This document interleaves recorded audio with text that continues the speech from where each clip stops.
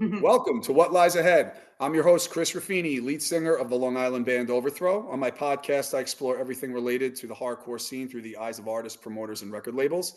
As always, please like or subscribe on all social media platforms. Today on my podcast, I'm joined by a voice and presence that has left a mark on the hardcore scene, with the raw emotional landscapes of On the Might of Princes to the fierce, catchy sound of Open City. Rachel Rubino is a musician, artist, and longtime fixture in the punk and hardcore community. In this conversation, we'll talk about both bands, start with music, and what's to come for the future. Rachel, thank you for coming on. How's it going?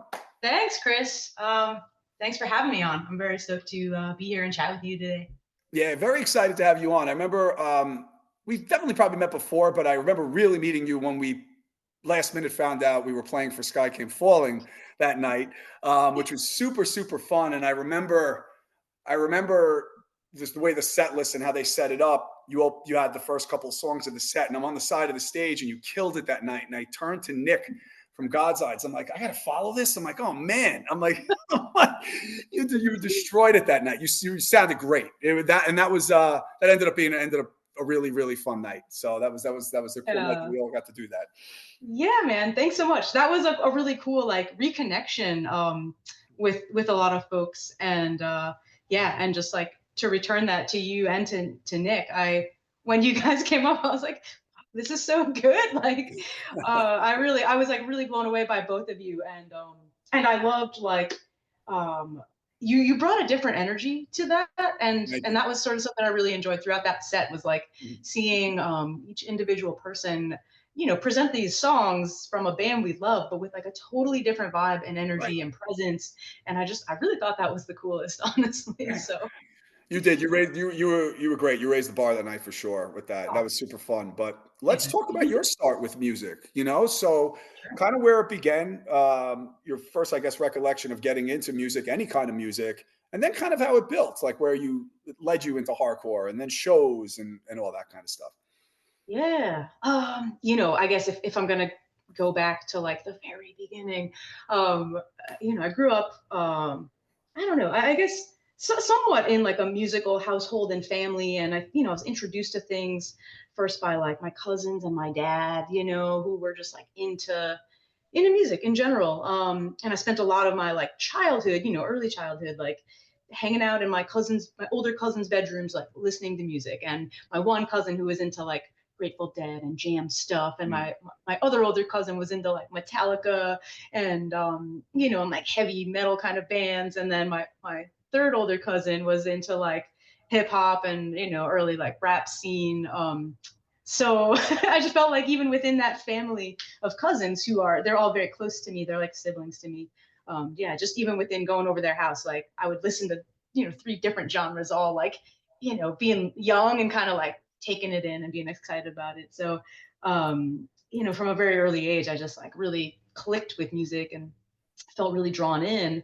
And then, of course, like as I got a little older, I'm talking like 10, 11 years old, like Nirvana was booming. And I was like really attracted to that sound, something about that, like, Yeah, it was kind of, unique. heavy, nasty sound, pulled me in. Just something about it always like really resonated with me, on like a deep level. And from there, I again like some people's older siblings kind of like turned us on to other music, and at the time like K-rock radio.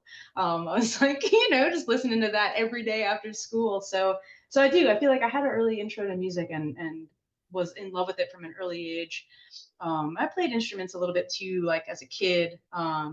Played piano and guitar, and my hands were too small for guitar, so I played piano. And then, when I got a little older, my mom was like, "Okay, you could try guitar again," and went to like a music camp, like things like that. We just have these early intros.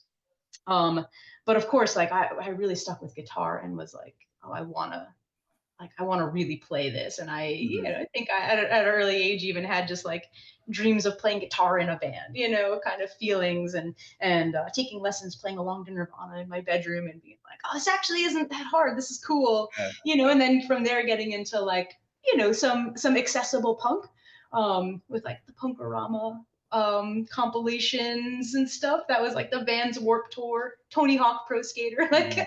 I think that was sort of my entry a little bit into punk, was hearing it, and then again, yeah, people's older siblings bringing us in further. So um, yeah, I mean, by that point, it had just kind of become this like, music was just a very integral part of my life. It was in everything I did. I got into like skate culture, Mm, skateboarding yeah. on Long Island, and BMX bikes too at a young age. And so like punk was kind of heavily involved in that. So yeah, music was always a part of what I was doing. And then yeah, again, as people kind of matured and learned new things, and it's still an era where you're hearing about everything word of mouth and like mixtapes, mix CDs, That was someone's everything, older. right? Yeah, Mixtapes, yeah.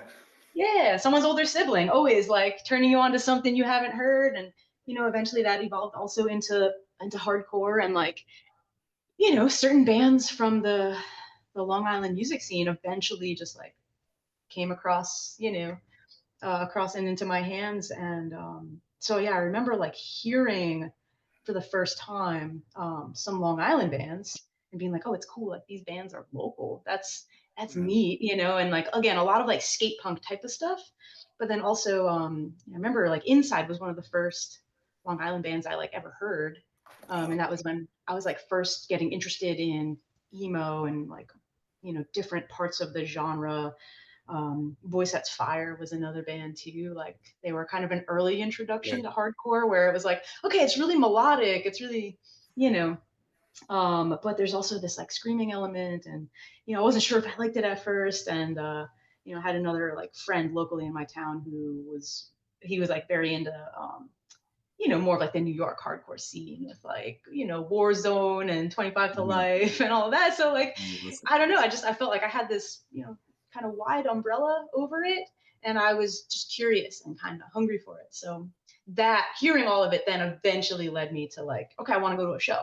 And I heard there's a show at this like VFW or a church or whatever. So yeah, I think my first show was at Old First Church in Huntington. I might Oh, be incorrect about that, but it was like one of the very first shows I went to was there. So, you remember any of the bands? um, 5 Days Late maybe was Yeah. a band. Hmm. It was a bunch of like punk bands. I remember. Hmm. Yeah, just seeing a bunch of like punk bands playing in a church basement. Um, I'm sorry, I wish I remembered the very first show, but it's to say that the earlier shows that I had gone to see were like these kind of like street punky, like Yeah. ASOB was a band I like, became aware of early on, and was like, oh, I'm into that. I'll go see that, and then a lot of Scotch you at that time, like Edna's Goldfish, the Pie Yeah. Taster, Scofflaws, like a lot of those bands. But also, what was cool were like, again, my early recollection of shows was I would go to like some, all day matinee thing on a Sunday, and you'd see like 12 bands, Like Um, $6. It was like the yeah, best. Yep. Hmm. exactly. Yeah, so yeah, it felt like a very like kind of organic evolution into Yeah, it that. just kept like right, like growing and growing. You started going every weekend and probably then trek out to the city and then even travel sometimes and all that. Now, where Yeah, you were playing guitar, did you at any point in time were you interest in starting a band? When did your interest come to start singing? How did that come about? Did it just happen?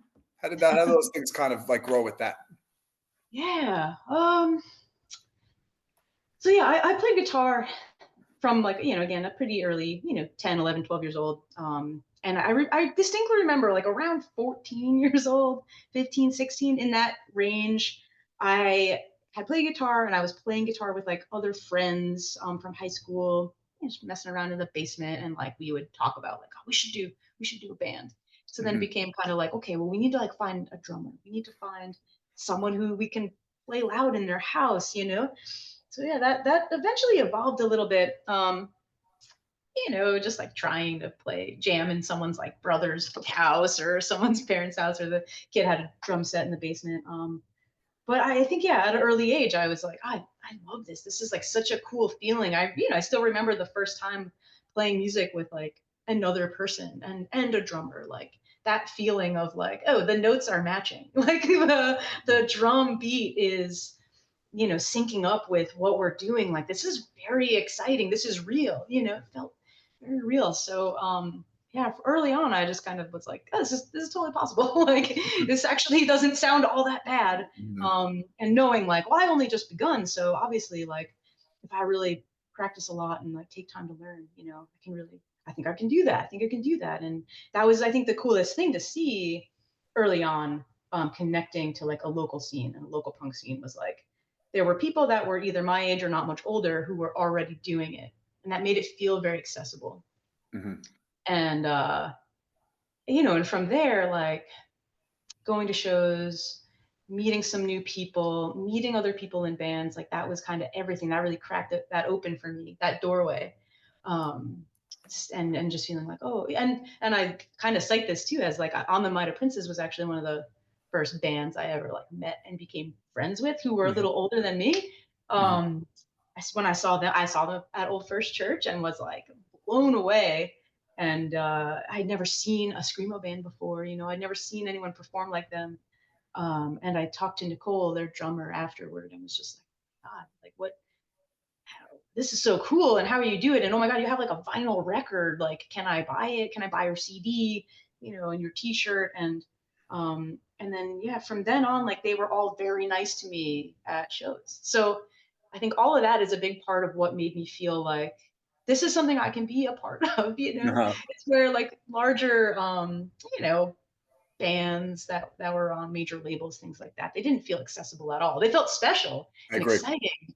I loved the music. I heard, I felt it. It impacted me like, on a deep level. But those people didn't feel accessible, and doing that act didn't really feel like something where I saw steps along the way that I could do. So anyway, I feel like my connection to people within the punk scene started to make that feel possible. And then I just was, trying to make a lot of friends and try to play with other people. So it took a while, to kind of like get into a band that started to do stuff, started to play shows. But it took me like maybe two or three bands before I felt like, okay, this is a thing I do, Yeah. and just people having that confidence to allow me the space to try to write guitar parts, to try to write vocals.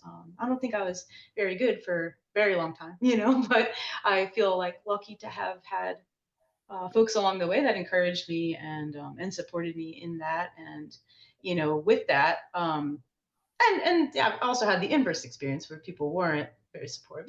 It wasn't always like, easy and perfect. Mhm. There's a lot of ups and downs along the way. Um, but I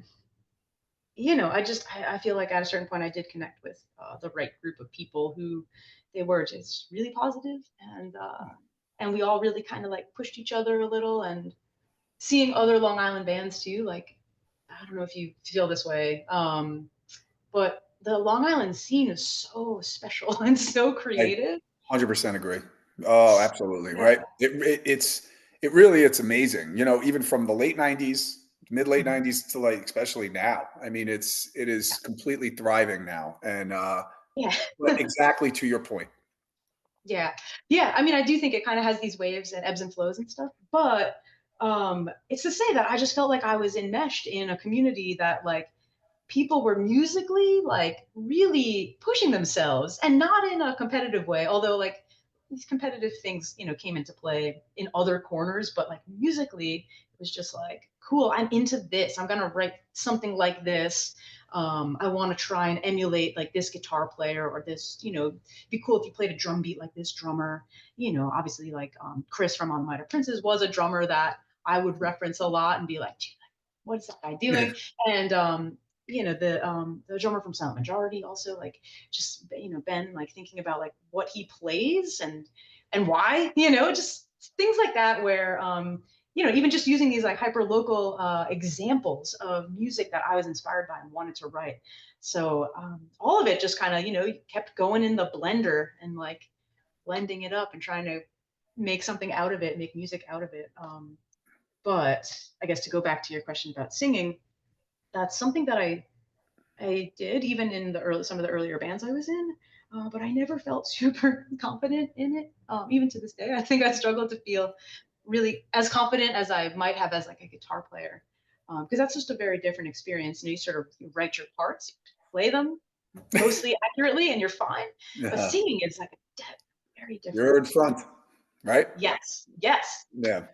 I think I was attracted to like the idea of singing and then front person. Like it's a kind of a cool role, you know, and you get to really see that person uh,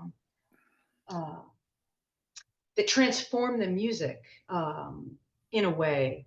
You know, they really take the sound that's being produced and then kind of put that final layer, you know, the icing on the cake. Like the singer really sort of then translates it out in words to people. Yeah. So it's something I think I always was like, oh, you know, I want to do that. That feels important and special. But it wasn't until playing in Open City that I had like a front person's role, and that Mhm. was that was like a transformative experience for me.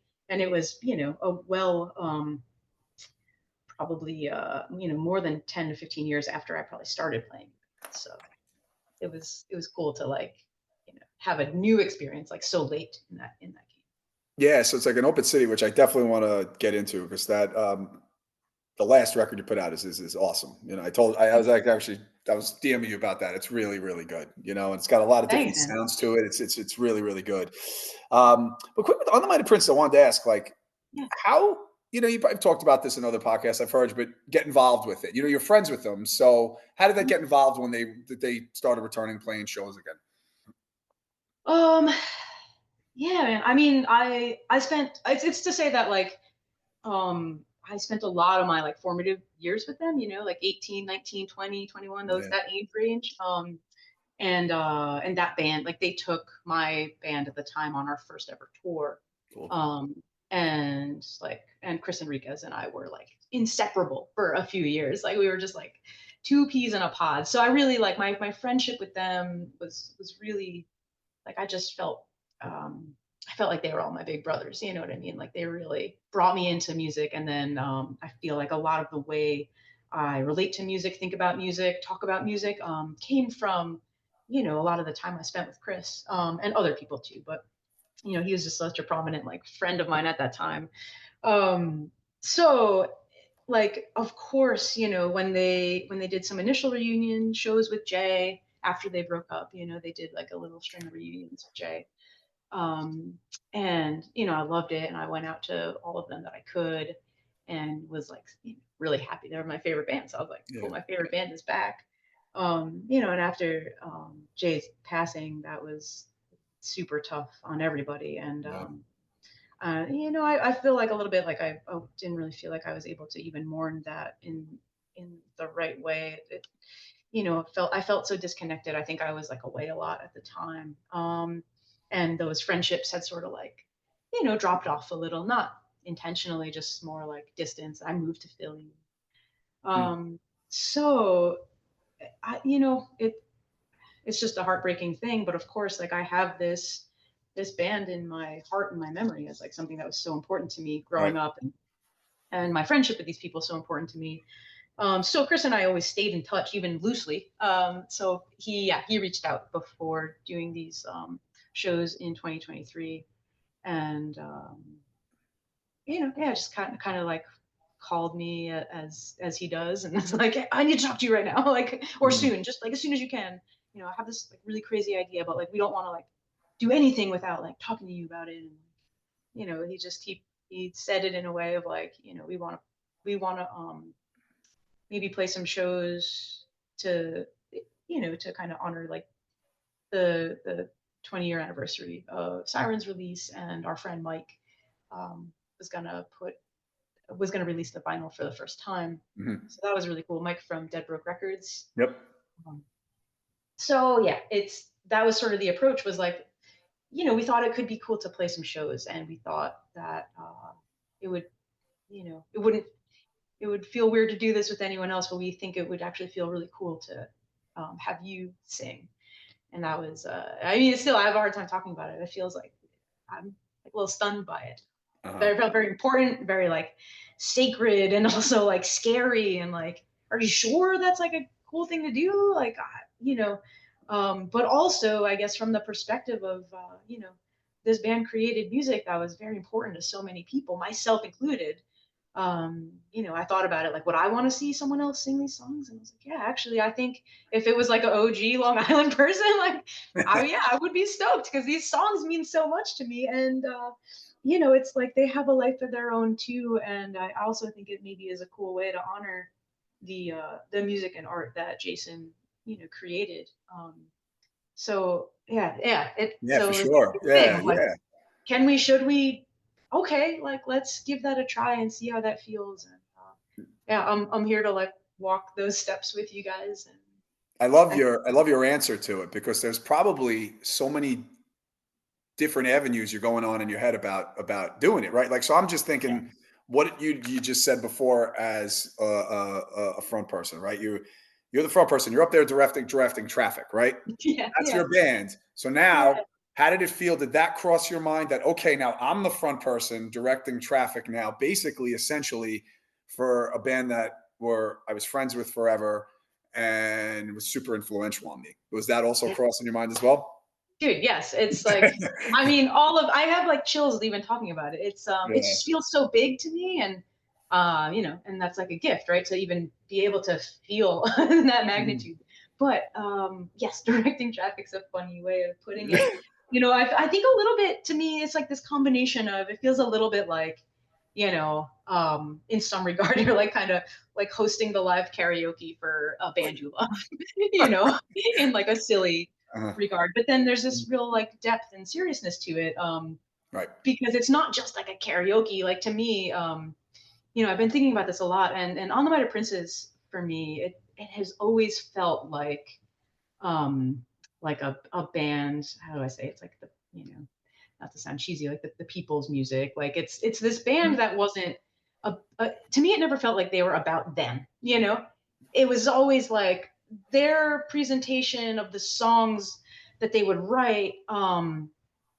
It wanted you in it. The presentation that they would have at live shows was very welcoming and very again, it's like part of what made me want to be a part of punk is like, hey, we wrote these songs, whatever, do you want to sing? You can sing. Like that was always the vibe. Jason was constantly not singing into the microphone because someone else had it, and he would encourage it, and he'd put his arm around you and because so I think that for me felt huge seeing it at the time, and I feel like that's really part of what I want to, um, what I wanted to bring into the next kind of iteration of shows that the band would play is like this band's always been like for the people who connect to it, um, and so it's like I don't know, my job too, my responsibility Mhm.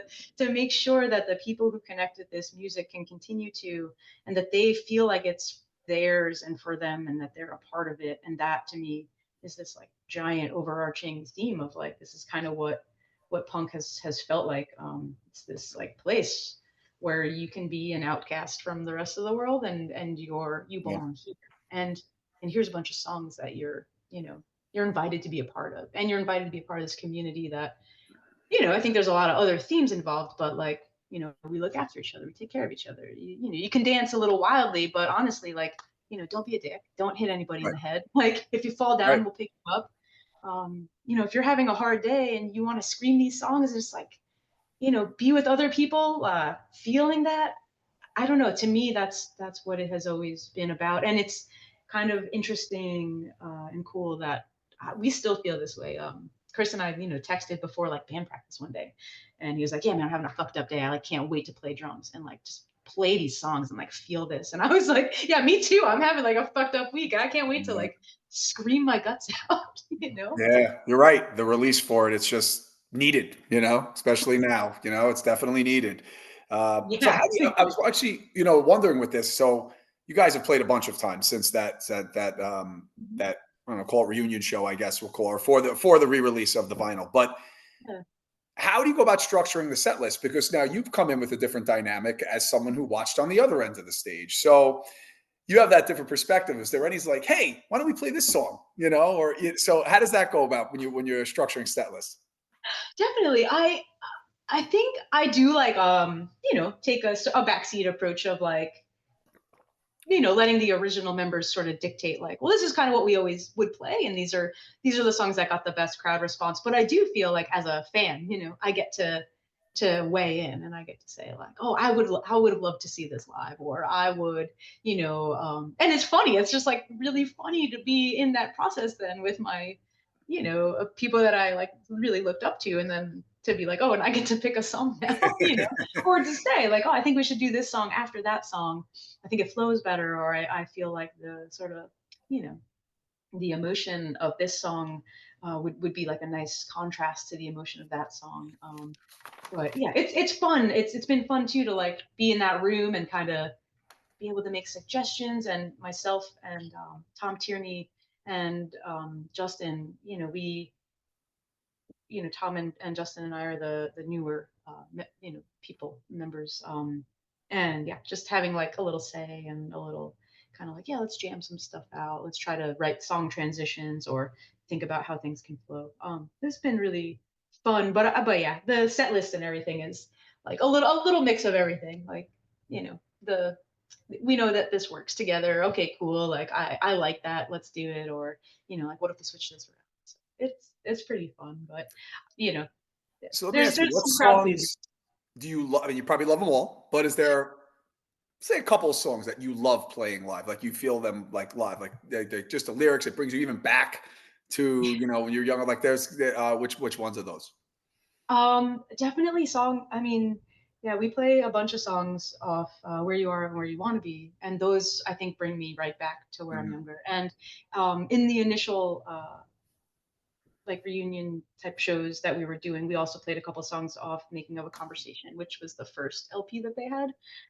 So the older songs actually they really like transport me to like my friend's basement when I'm like Mhm. 17 or 16 and being like, Yeah. what the fuck is this? Like Screamo. I never heard of Screamo.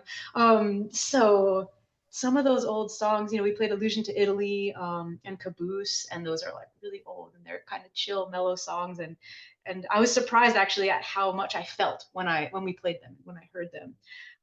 But songs like Water versus the Anchor and For Meg off Where You Are, also they just, I don't know. That to me was like this point in my life where I felt like I really connected with the band and just felt, every emotion. So those songs, I think they will forever elicit like a just very huge and pure emotional response from me, and I think other members of the band would probably agree. And the songs off Sirens I have a different relationship to. Yeah, at that point, I was like, well, good friends with everyone in the band, and hanging out with them while they were recording that album and getting to hear it like early before it was out. So my sort of emotions around the album Sirens are different, because it then feels very like familial, connected. I feel excited about those songs. I feel excited like when my friends wrote them, I was like, holy shit, this is such a cool song. So playing them live, I'm like, holy shit, this song is still so fucking cool. Like, Mhm. what business did a screamo band have writing like "Carry Go Bring Come"? Like it, um, and other, some other tracks, and the opening track "Go Fuck Yourself." Like to this day, I'm so delighted that anyone named a song that as the opening track of their record. It's the most punk thing you could do. So Absolutely. yeah, man, I love it all. So, It's cool. It's funny. You said something and it's so true. It doesn't, sometimes you can't remember things. At least I do now as I know as I'm getting older. But yeah, when you hear music back from the time when you were younger, it will bring you exactly back to where you were. And you said that you some of these songs like in the basement, listening to them, like it just brings you back. It's crazy. yeah, yeah, Yeah. it really does. And that's, I'd say, like, what I was even feeling a few days ago when we played a matinee at Bowery Ballroom with Yeah. Seisha. Like, and even just listening to Seisha did the same thing. Like, it brought me to this, listening to them in my car or in my basement, and just like hearing it and kind of freaking out and being like, whoa, like the way the guitar parts are written is so nuts. And like, the timing structures are wild. The vocals are, like there's this singing and spoken word mix of vocals. Like I was, just I don't know, man. I ate it all up, and I still do. I feel like this is a gift that I can hear music and feel so much just from Mhm. hearing it, and wanting to like experience it and understand it more, and just wanting those like big can headphones over my ears and just like fully immersing into those sounds. But it's yeah, I at the show, like I just felt all these feelings of, like everything that connected me to it in the first place. I don't know. This is just like a profound Yeah. experience, I guess. No, absolutely. And I'm going to come back to On the Might of Princes because obviously the name of the podcast is What Lies Ahead. So I do like Yeah, speaking about the future, what yeah, holds for things. But before I do that, I want to talk Open City because yeah. Open City, and I know you said that's a band that's very near and dear to your heart, obviously. And it's a great, great band, which we're going to get into in a moment. It's like it blends punk. It's super thoughtful.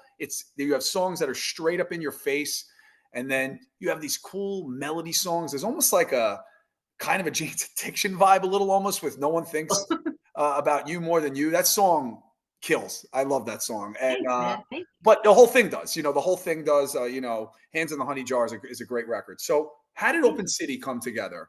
How did that start?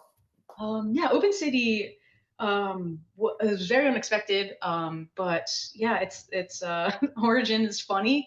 I was at a coffee shop. I think I was at Grindcore House in South Philly. It's like a vegan coffee shop, and Dan Yeaman was outside, and yeah, he and I knew each other a bit, like Painted Black and Bridge and Tunnel had played a couple shows together, and he was just like, "Oh, hey, I've been meaning to reach out to you.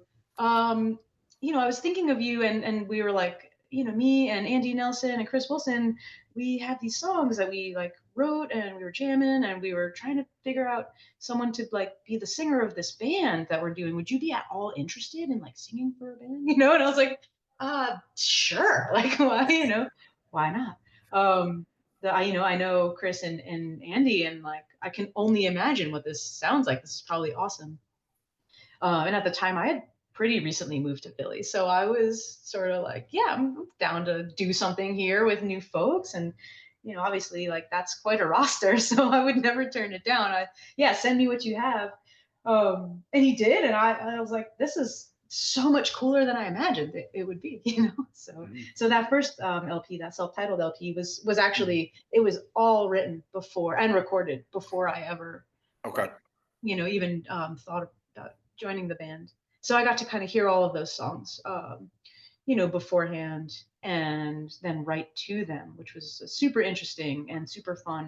And it was very different for me, right? Because I'd never written like an LP's worth of lyrics before. So, A lot. Yeah. yeah, man, you A know, lot. it's, Yeah. it's a lot. Yeah. And I felt like I was writing a dissertation, it's like my big book, and I think I have a tendency to write maybe too much also, but Mhm. yeah, it just felt like, all right, well, now I want to like give this the reverence it deserves. These are really cool songs that were written by, amazing musicians. Like I gotta, up my game. And we recorded that with Will Yip, Mm. um, which is, I mean, he's an absolute master. Like he's so good at what he does, and so fun to work with, so easy to work with, and it was really cool. I loved like getting in the studio with him. I felt like he has this like really cool way of like making you feel so comfortable and making you feel confident in what you're doing. Mm. And at the same time, pushing you a little, like, yeah, go a little deeper, go a little harder, like a good coach. I was like thinking of him that way. Like, man, this guy he's very talented in the way he can like pull it out of you. So that was the experience recording the first LP, and so all of that happened like before we ever really played shows. Mm. Um, and I mean, we probably weren't done with the record before we played, but yeah, and we just played a couple like house shows in Philly, basement shows, like smaller things, and yeah, and at the time, Andy, our bass player, he still lived in Philly. Now he's living in LA, so it's a Right. little harder to practice with him I now. can But imagine. Yeah. yeah, well, we spent a few, the first like couple years with that band. We practiced pretty regularly. Every week or couple weeks at a practice space in Philly, and just kind of got to know each other and write together. But that experience overall, I mean, it's been a really cool and really different experience. So first of all, not being an instrument player is just a very different part of songwriting. but I do still love to be in the room and like, yeah, give my Mhm. feedback, my, my ideas and, hearing a part like differently. But it's a lot more of like, okay, like if I miss a practice and they write something, without me there, then I'm kind of like, all right, cool. I can step in after the fact, and give feedback. Um, so it's kind of cool that it can happen without you, and so it definitely would at times. And, my life was busy in other ways. And I did like a lot of bike racing for a bunch of years, and that was taking up a lot of time. So it was like a very different, corner of my life. Mhm. But yeah, Chris and Andy and Dan, they were all like, you know, they, very prolific writers. So they, when I think when they want to, they can write very quickly and really just like hammer out what they have in their heads in a way that I'd never really seen or experienced. I felt personally like as a songwriter, I really would, kind of like, I don't know, mull over the parts a lot and like overthink things and overwrite things, and then watching them just be like, I have a part, it's this, and one of the other guys being like, cool, my part will be this, very like quick to the point, and I Panic was happens. Yeah. yeah. So the band has just, it's been really cool to witness like other musicians and their process and Mm. just how like good they are, how dialed they are. They're pros. They've been doing this forever. So it's super cool to just be a fly on the wall in that room with them. Yeah, I love the creative process. Love what you're getting involved with it, which it was like perfect the way you led into it because I was going to ask how you guys go about that. So the songs are written. You jump in with some of the music, like you said. Sometimes maybe an idea or not, or they have stuff. Do you have lyrics written? Now this is for the second record. The second record. Do you have lyrics written, or do you need to hear the music in order to write over it of like a cadence, and then Hmm. you put the lyrics, or it depends on song to song. How does that work? Yeah. It's a cool question. I would say a little bit of both, honestly.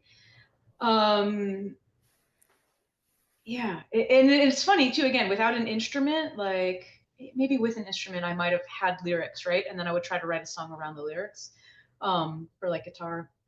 But without that, it was more like, I have a journal or book or little, things I write in, fairly regularly. So I would always have like things that I would write.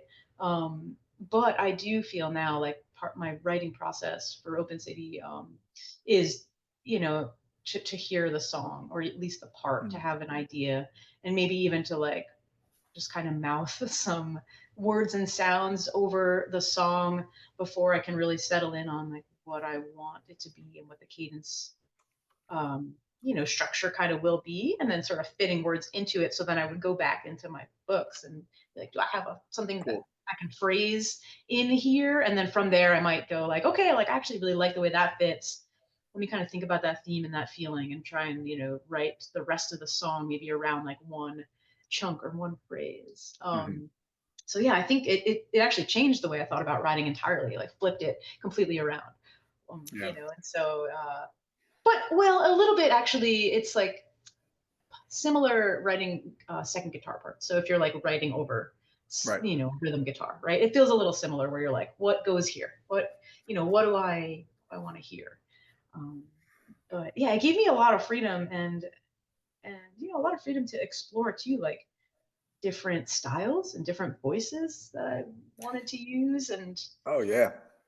yeah, different lyrical themes too. Of like, I want this to sound like, a little like dark and weird, and like really kind of try to like go down that road even deeper than I would, try to push myself a little bit further down those roads. And other songs, I was like, this is just a vulnerable, like you're walking next to me and I'm talking to you, kind of song, and that's what I want to convey. And um, and then some sassy, moments too of like, this is my experience, in the world,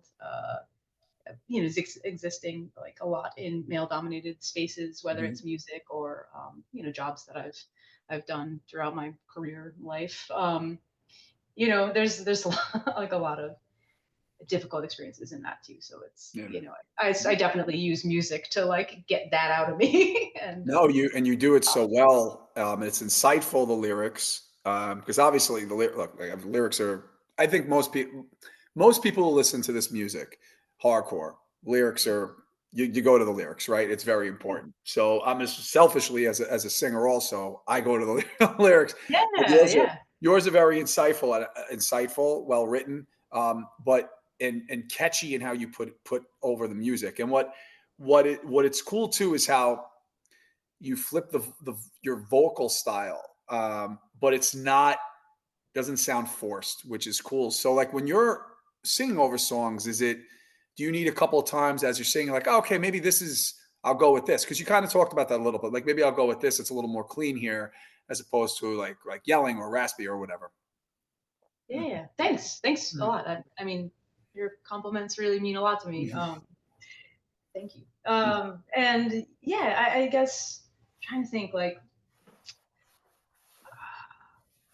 some of it is studio based also, because I'll say that um, with the first album with Open City, I wrote both in the studio and at practice with them, and obviously before we booked studio time, I wanted to like know what I was going in with. The second time around, the second recording, it was they had they had recorded all of the instruments, and then literally like a week later we had a shutdown for the pandemic, so it was Uh, like everything was on hold, and I would think I was probably only like halfway through writing the record, maybe. that's got to be rough, right? You're like probably in the groove, I guess, a little bit in terms of doing stuff, and then everything just stops.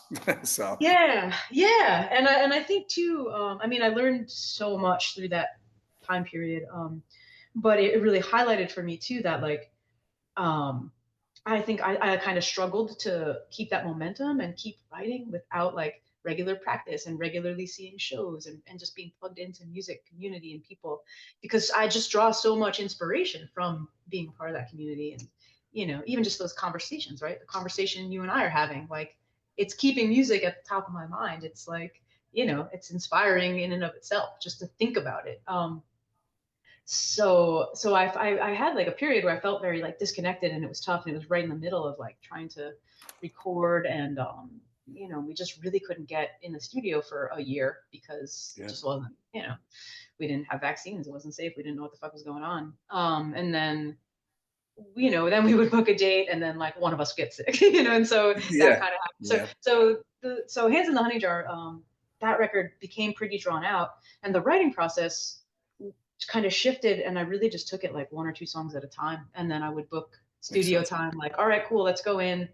Arthur would like, come hit me up, like, you want to come in, you want to book a session, like, all right, yeah, like 3 weeks from now I'm coming in. And then I would really be like, all right, I got to nail this down, like, let me just take two songs. And yeah, we would go in and do like kind of two songs at a time. And so it was like very different, unique, but also kind of cool to then like focus and concentrate on like just those two songs, and really like link into the feeling I was getting from the music, and put lyrics to it. And but at the same time it's tough because I'm writing in my bedroom, like like, oh, I don't want to wake my partner up, like, it's like it's hard to really know how your delivery is going to come out, because I'm Yeah. not can't really scream in my house. I don't have like a vocal booth at home or something. So really, what I would go to the studio and be like, I don't know how this is gonna sound, man. So just like, if it sucks, you gotta tell me. Like, and then I would kind of like demo it to Arthur, Arthur Rizek, who was recording the second LP for us. Um, and he would, and he's like, it's funny. He's so chill. He's a different energy than Will, for sure. And I also loved working with him because the same thing. Like he would make you feel so confident, but in this like very chill way, where you just be like, no, man, it sounds good. I'd be like, are you sure? I don't think it does. Be like, no, no, it really does. It's just like this. So Like, okay. You yeah, know? so I think too it was a little bit like both times, maybe I would say, I just want to credit those guys that we recorded with, because I did rely on them quite a bit, and my bandmates, of course, too. I was, obviously I care about their feedback, but I was kind of going in with the engineer and being like, all right, like, this is my idea, and they would help me sculpt it. And that was, I know, it's such a cool part of that process. It's like Yeah. having someone that you connect with, you trust, and you're like, all right, like, we're gonna do something here. And I definitely tried things with on Hands in the Honey Jar that I with, they felt like a little further, a little deeper than I pushed before, and kind of like relied on Arthur to keep me cool on that. And I don't know. I mean, I'm happy with how it all came out. And yeah, it's just it's such a different writing process than every band I've been in before, which is like, we go to band practice and we spend several hours like noodling around on one Right. part and writing the song and perfecting the song.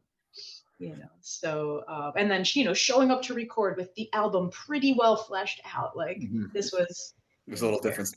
different process, right? So actually, one more question about Hands in the Honey Jar. So it sounds like you had time. Did you guys? Did the band have an idea of what the album track list and the order would be? Because then remember it shut down with the pandemic, or that Yeah. you had so much time to think about it. Did it change and shift after you recorded some of these songs? Yeah, I mean, I think with both albums, like, I don't, I think we just order the songs for track listing after the fact, and it's been pretty, like a democratic process of like, someone suggesting like, this is what I think the order should be, and someone else saying like, switch this and this, and someone else saying like, cool, I like it, 3 out of 4 thumbs up, all right, let's do it. So no, it was never like determined beforehand for either album. And I think, yeah, it's, I always think it's funny, like, I have very different ideas of track listings in my mind, but Mhm. then once the album is done and it's out there and I listen to it a couple times, and I'm like, yeah, all right, this sounds right, because Mhm. it is what it is. So yeah, but I think that's something that I pain over, to be perfectly honest, since you asked about it. I think I really pain over album track listing. And I'll never feel settled. So I actually like when bandmates, kind of make that final decision, because I Makes it think I easier. could overthink it. I don't know, Yeah, yeah, what your experience is with it, but yeah, I'm in the middle of it right now. So yes, so oh, cool. that's why Cool. I was asking, but also in a way maybe to like help me get over that piece of it, because it's the same Yeah, thing. I know what you mean. You have all these songs, and the reality is it's going to work itself out. However you put it on there. That's how I looked at it. The yeah. way you got the way this was set up in Hands in the Honey Jar, it's like actually it's cool the way it goes, opening with gas and then can keep going and going and going. So it's actually it flows well. Yeah. Yeah. Thanks. Mhm. Thanks. I think too. I mean, I think you have to honor like it's in a band. It's always like it's tough at times, but it's also like the greatest accomplishments that we have as like groups of people, collections of people working together on Yeah. on something, right? Like it truly should be a very democratic process, and it should really make everyone feel comfortable and happy and at its best. So like I tend to get a little sucked into like the emotion of things and the way I want an album to flow dynamically because of the emotion that's behind the lyrics. And I think that that's important because, again, the lyrics are sort of the thing on top a lot of times. But I also want the feedback from the people I play with, who I trust, that when they hear it, like sonically, it affects them the way they want to be affected. And so, like, again, there can be a push and pull there, and like a disagreement there, but also at the end of the day, like, I think it just kind of has to tie together the way you need it to, so that when someone sits down and puts it on, I mean, assuming people still fucking listen to music this way, right? People still sit down and put a record on. I don't know. Do they? Maybe at best, like, you got some 40-something-year-old hardcore kids that have a long commute to work and listen to an album start to finish in their car. Like, that's the best I can hope Yeah. for, maybe. But yeah, We were sequencing always like that, matters. right? Like that's what I always used to do. But now with these platforms and Spotify and all that stuff, I'm obviously it's mixes and all that kind of stuff. When a record comes out, I do listen to it from front end, but I do mix Yeah, stuff around now a lot. So that's cool. very true, valid point that you just made. Yeah, That man. is true. The times have changed, Like, oh but my god, I think folks like from you our described generation are me. still, I'm like you just yeah, go ahead. described me. Um, Yeah. So I'm going to tie both bands in together here because Okay. I said that. So what does the future look like right now for both bands? I know that you, we could start with On the Might of Princes. I know you guys just announced the show. So this will be coming out roughly mid June. And I Oh, believe you announced a show in early August that you're playing. yeah. And if I missed anything in between, I apologize. And so what's On the Might of Princes, and then what about Open City? Yeah. I mean, I would say, a little open ended for both right now, which is exciting and terrifying, always. Mm, But for On the Might of Princes, we had accepted an offer to play New Friends Fest in Toronto, Canada, cool. a little while back, and that to us feels really cool and exciting. I, I've never played Canada actually, which is really cool. So I think it'll be really exciting to play out there, and the fest is, I mean, genre wise, there's a lot of bands that fall under this like screamo kind of umbrella, if you will. So I think it's going to be really cool, like to connect with those other bands and kind of link this band in with them and be a part of that. And we actually just did a little interview with one of the folks that is running that fest, and he's really sweet. So it made me even more excited to be a part of it and hear him talk about the DIY community up there in Toronto that he's a part of. So yeah, we're really excited for that. And then we just kind of had this Buffalo show, like we tacked on as a Mhm. show to play on the way out there. Makes sense. Organized, yeah, Justin organized with his friend Keely. So that I'm really excited for that because it's just going to be a DIY show at I forget if it's a VFW or something or a church basement, but like Mhm. something just I real like classic, none of this like buy ticket stuff. So I think that'll feel really cool. I'm really excited for those dates, and that's again like towards the end of the summer. We don't have anything planned beyond that. And I think with that being said, this kind of new iteration of the band, again, I think anything that we do, we want to approach very kind of cautiously with care. It has to feel right, and Of course. it has to be something that everyone really like feels good about and wants to do, and feels like sort of honors the band in the same way that the original band would have been down with. So um, yeah, I think, but we're talking a little bit about like if we're gonna do other stuff or if we're gonna write anything, and that's like an interesting topic to approach because Of we course. all really love each other. Like, again, we've been best friends since we're young, so it's kind of like it might be neat to try that, but we don't know if it's like right thing to do or not. So yeah, we'll kind of approach those things cautiously and see what feels right. But that's really the theme moving forward with anything with that band. It's like if it feels right, and yeah, people That are is, excited and and then cool. there's right. There's no playbook on it, right? So Yeah, that's the thing. But everything that you're saying with you and the band, I mean, that sounds it's the right approach. You just go what feels right, and then yeah, everything else will land and fall the way it should be, and it has yeah. been, with everything that you guys have been doing. But Open Thanks. City, because I know it's Yeah, tough. You have your guitarists across the country, so it's yeah, not yeah right. You can't. It's hard to jam like that way. So what's yeah. plans for that band? Yes. We did confirm that we are gonna play Fest in Gainesville, Yeah, so that's cool. That puts super cool. something on the calendar Super for cool. us, and Mhm. that's awesome because that's Have just you rehearsed? conversation. What's that? Have you Sorry. rehearsed, or there's plans obviously to rehearse? Yeah, we haven't rehearsed yet. We keep trying, but of course, the universe kind of kicks you back. I got really sick the last time Andy was in Philly because he Uh, does come back to Philly for like work stuff and shows and everything. So yeah, last time he was in Philly, I got really sick right before we were supposed to practice and couldn't work it out. I had a death in the family. It was, uh, like just those things where you're like, yeah, I couldn't yeah. fucking write a worse story.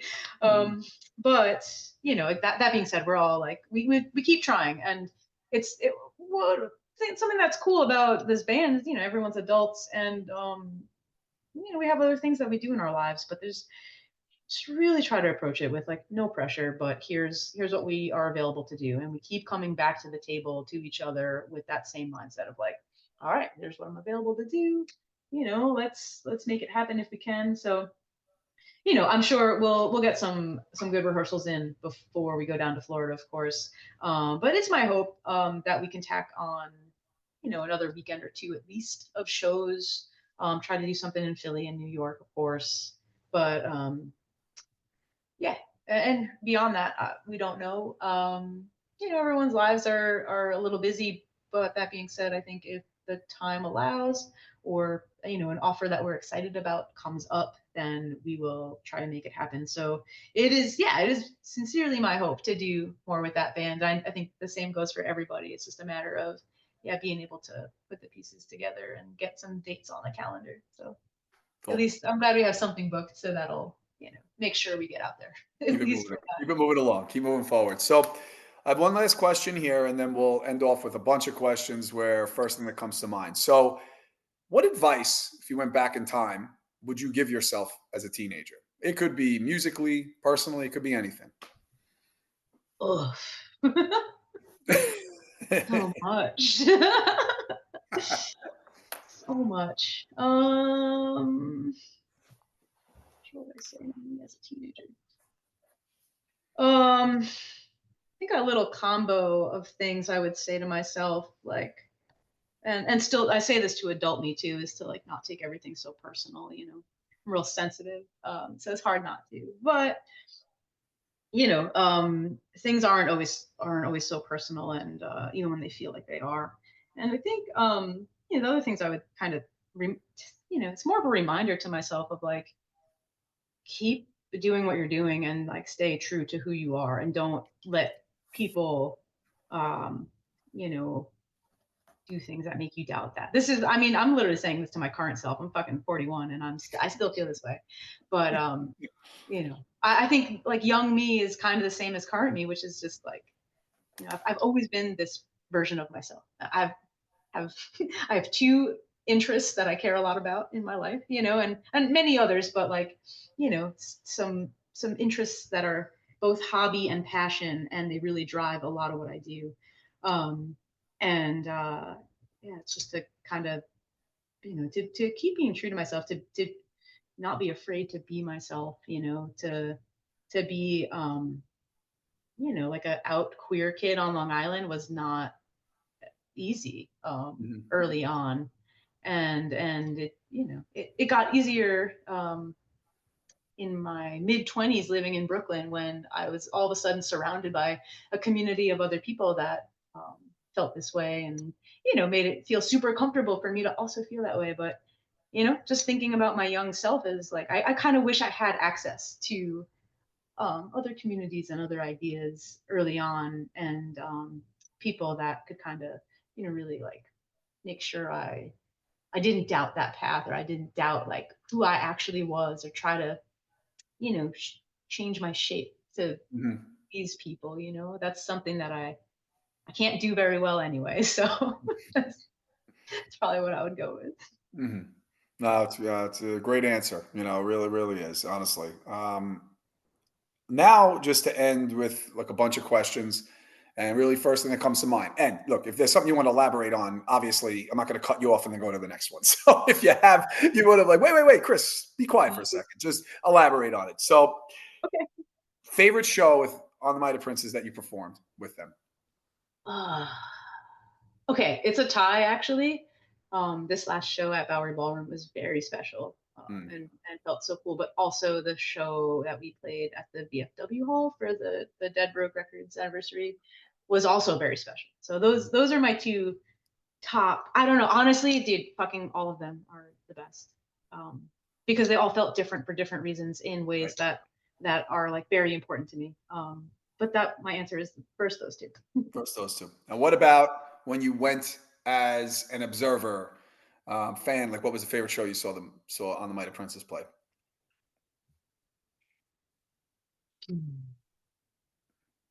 Question. So the first time I ever saw them at Old First Church, that just will stand out in my memory forever.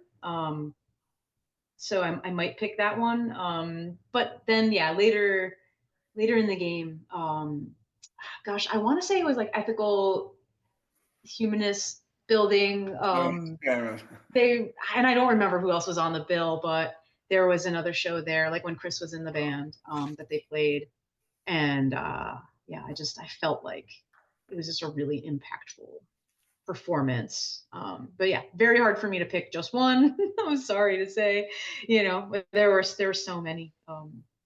But yeah, I'll throw those out there for now. What about Open City? Favorite show you played?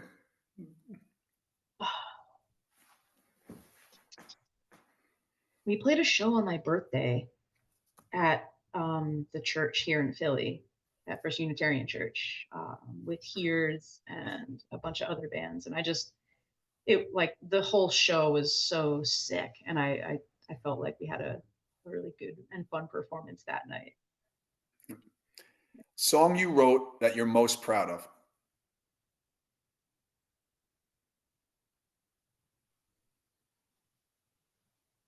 Ooh,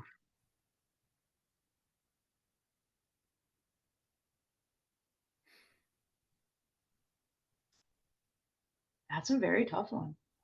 I might have to return to you at a later date with that one. I don't know. We'll come back to it. That's no Because problem. honestly, yeah, it could even be a Bridge and Tunnel song. Like there's Mhm. honestly, I played guitar in a band that maybe a lot of people never heard of, and it was an instrumental band, and I feel incredibly proud of that music. That band was called Each Other's Mothers. So Mhm. that's actually like one of the bands I will reference as like, secretly my one of my favorite bands ever was Cool. this like instrumental band Cool. that, yeah. So yeah, I'll return to you maybe at a later date with No something. problem. Of Put course. it up. And even after we're done, if you text me or DM me, let me know, and then I can put that obviously in the bio of the song. Like, oh, Yeah, that that's happened. cool. You remember things afterwards. Like it just does. Like same here. Same with me. So Yeah, yeah. if you could collaborate with anyone musically, who would that be? Oh shit. Hmm. Before doing stuff, with On the Mighty Princess, I probably would have told you Chris Yeah. Enriquez. Yeah. But and that's a short like the short list. I think and I have collaborated with Jenna and Hears, and that's been really cool. Um, she's a true force, and I love so much of what she does. I think, like Long Island people, anyone from like Inside or Silent Majority, those two bands are really, really important to me. So, just like keeping on the theme of like shouting out Long Island folks. Mhm. Yeah, doing anything with folks in those projects would feel really exciting to me. Um, yeah, I can't like, really off the top of my head. It's hard to pick any one person. Marissa from Screaming Females is a fucking ripper of a guitar Mhm. player. Like she's someone I would love to riff with one day. Um, yeah, yeah, big list. I have to return Yeah, to you it's with a probably a big lot. list. Yeah, I it's a lot, can't and pick just it's one of anything, Chris. I'm sorry. I no, should that's fine, and it's have. hard to. It's hard to. And it's think about it. You say Inside Sound Majority goes back to what did you say about them in the beginning? Like, right? Like you started with like that's the bands you started with. So it always goes back to that. Yeah. What well, I'm gonna say records, but what we said before it could be playlists. But so what bands, I guess, have you been listening to lately that you feel like maybe some like people should check out? Um, I've been pretty into that State Faults record lately. And this band from Philly, Sweet Pill, I'm also pretty into them lately. Like those have been real like earworms for me. Um, yeah, I have to like take a peek at what have I been listening to. Mhm. Let's see. It's funny with this too because I've said this other people I've asked this question and Yeah, I've have to do the same thing. Music will take you back to a time. Remember we were talking about that, but for me here, I can't remember what I listened to last I know. Well, all the it's time. like That's me, and I I'm kind of just have music currently, always streaming in the background, but I'm trying to think yeah. of like things that jump out as like recent listens. This band Drought, I think folks should check out that band Mhm. Drought. They're awesome. Um, and another band called Bedmaker, which is Ian Mackay's sister, fronts that band. Mhm. and they're Very cool. awesome. They're like Yeah. such a sick combination of everything I love from DC, and also like Riot Girl and Kill Rock Stars kind of vibes. Like they wrote a record that I just ate up as soon as I heard it. I was like, this is like Mhm. everything I love. So yeah, those are kind of little like recent, but it depends on the day. It depends on my mood. Yeah. Obviously, like been revisiting a lot of like old screamo bands and Page 99, You and I, and Seisha and all of that, and like that's been a cool kind of memory lane to go down. I think obviously Long Island has a lot of cool shit going on right now. With like Standstill is sick. Private Mind. Yeah, just I'm trying to like not blank on anybody. I'm like shit. I gotta shout out all the friends. Mhm. Um, yeah, that's just kind of currently what's been in rotation. In rotation. It's your favorite older Long Island venue that's no longer around. The one you Hmm. enjoyed going to. I don't know if I answered I didn't question that correctly, but quite an older Long Island venue you enjoyed going to that is no longer around. Um, I'll give probably give you a couple. Mhm. Local Seven, I think, is the venue I spent probably the most time at, even though it was so short lived. That's just like the era that I think I was most involved in shows, both playing and you know just going to. I think I went to like everything there. um, so, and it was not a good venue; it was a piece of shit. But like the best venue, yeah, I couldn't even name it.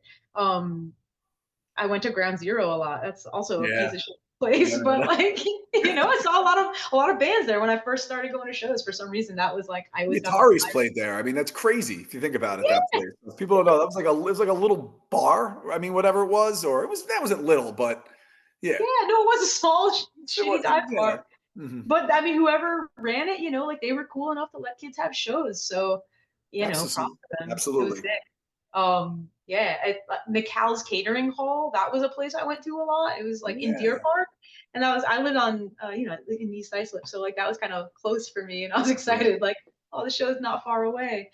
But yeah, I don't know. Like I couldn't tell you like, ooh, the best Long Island venue, because I'm like the best Long Island venue is just a fucking DFW hall, Yeah. with like someone decent running sound. That's the Yeah. best. So what's your favorite scene to play in? I'm gonna say outside New York, and I'm gonna say Philly, obviously. So like what's a scene outside of those two areas that like, oh, they're probably all great, but like which one's like that one's almost like home? Yeah. I mean, it's been a while since I've played shows outside of the area. Um, so I feel like it could be really different now, but I think we've always kind of had good shows, and I've always had a really good time in Richmond, Virginia, Mm. and Providence, Rhode Island. Those are two scenes that I really have enjoyed. And because it's not just like the show. Um, all right. And well, I mean, do you want to count like anywhere in Europe? Because like Europe's very Yeah. sick. Yeah. So I would say like, at times in the past and touring in Europe, those have been some of my favorite experiences, for sure. Just seeing how different things kind of can be, and then also at the same time how similar they can be out there.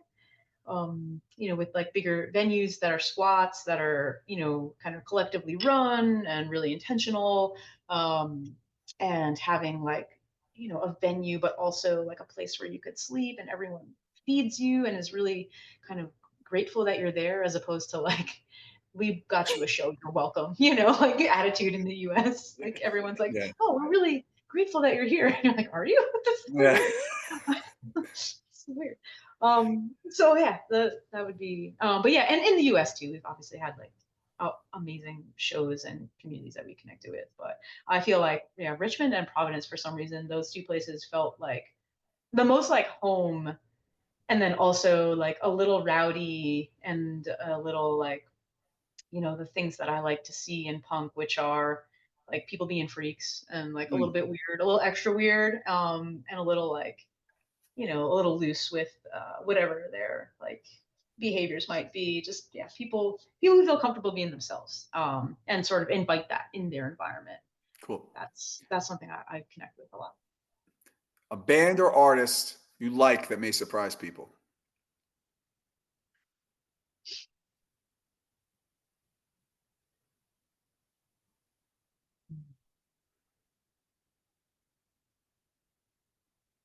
I don't know. If you're surprised, I'd say Dochi, if that's a Mhm. surprise, but maybe you Yeah. don't know me, if that's a surprise, right? Like, Right, right, I, you right. know, I fuck with everything. So, Yeah.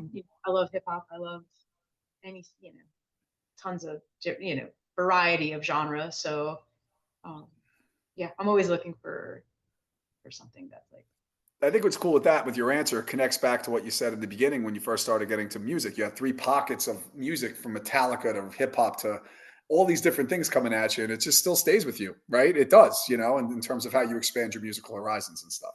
yeah, absolutely. And man, I would say like maybe bring it full circle a little bit.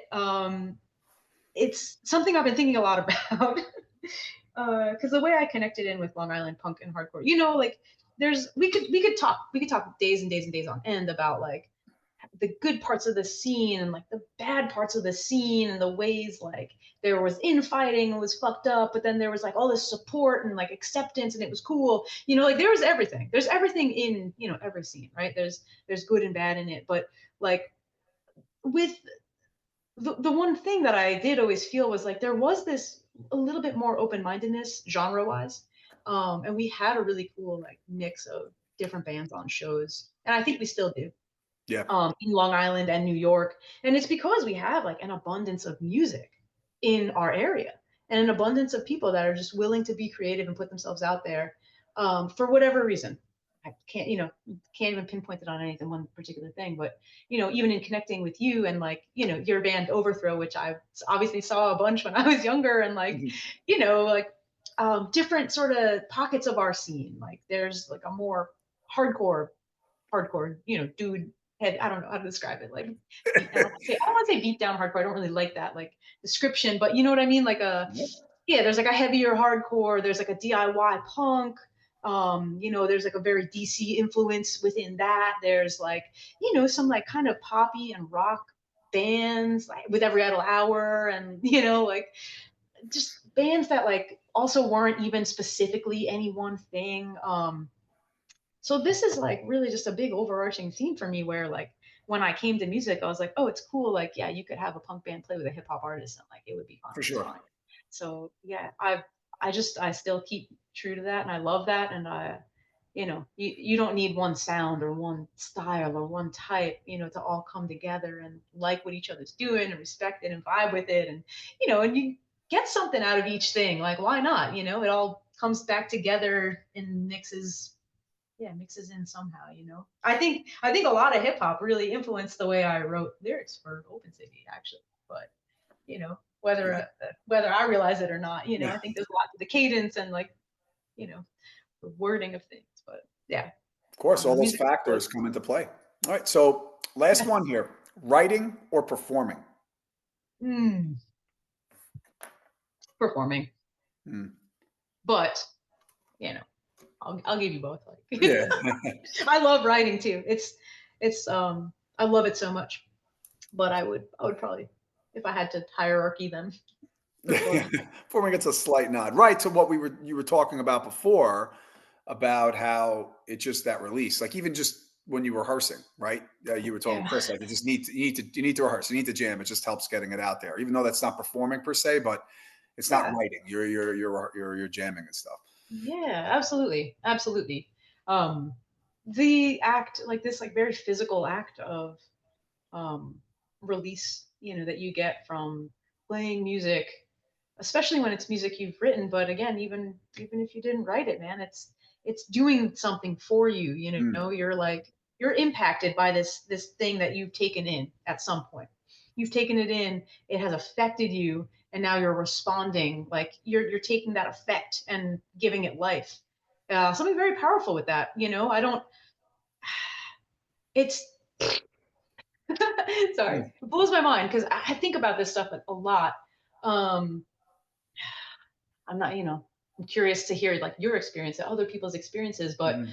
fitting into like a box in the regular world, if you will, um, places where we're just like not encouraged to release emotions and feelings and put words to the experience we're having. A lot of the time, we're just kind of told to like, well, just like shut up and, it's like lay low, be quiet, don't say what you're thinking so much. I mean, this is like literally conversations I have. Mhm. And I don't know, man. Why the fuck we do that to each other? We're just bottling it all up. Like that's not a healthy thing to Yeah. experience. Instead of encouraging people to bottle stuff up, like why don't we encourage people to, hey, take some time to, sit with your feelings, to think about them, to arrange them, put them on paper, put words behind the experience you're having. Give those words to someone else. Don't sit with them your whole life and carry it like a heavy burden with you. um Maybe it's not words. Put a sound to the Yeah. feeling. Again, like I think we are so lucky somewhere in there, like music caught us and we got that right. We were given permission to do that, even Yeah. by whatever, ourselves, our friends, our family, whatever. But it doesn't it's not a universal thing. I think since I came to music so young, I thought it might be. Mhm. But turns out, man, it's not. And I don't know. That's just like something I've been riffing on lately. No, So but it's true. It's true. And I think back too, you're talking about, I'm thinking back when I was younger and I was a singer of a band. I didn't realize having that release, how helpful that was to get that out there and being able to be the front person of a band and be able to speak on stage and play around and do all that kind of stuff. I didn't really realize that until running it back again now in my in my mid to late 40s, and how much I appreciate it. And instead of bottling some of those things in, and that release is with that. I 100% agree with that, with what you said. It's yeah, completely true. It's complete. yeah. Yeah. You have like a little moment of like stepping away or taking a break from playing shows or something, and in that break you sort of realize just how much that Yes. was given to you and how much you need it, or Oh yeah. how much other people need it too. I Mhm. think that was like something, gosh, that just kept going through my mind Mhm. recently, when we played the show and My Princess played at Bowery, and I was like, there were a lot of younger folks there that really like connected with the lyrics, were singing Mhm. them back, and that was like so cool to see. Again, it gives me like chills because I just think about like, oh man, like 20 something years later, like you're hearing these songs and like it's impacting you the way it impacted me at Cool. 19, like, and you're having the same but also a different, your own very unique experience with this, and you get to like transform that, um and now you get to kind of like, yeah, let it out, sing it to each other, and yeah, it's and then that stays with you, right? The experience you have in those moments just really stay with you. So I Mm. feel like we're very lucky to to have Yeah. found this. Yeah. Absolutely. Rachel, thank you. This was awesome. This was an awesome Thanks. conversation. Anything you want to end with before I sign us off? I'm very, very grateful to have this conversation with you today. Thank you Likewise. for inviting me. Appreciate it. Awesome. Thank you. All right. So just hang tight. I'll sign us off and then we'll end off. Thanks for listening to the What Lies Ahead podcast, available on all streaming platforms. Remember to save the What Lies Ahead podcast playlist on Spotify, featuring all bands that have been on the show. For more information on future episodes, follow my Instagram account at What Lies Ahead _podcast or search What Lies Ahead podcast on Facebook. See you on the next episode.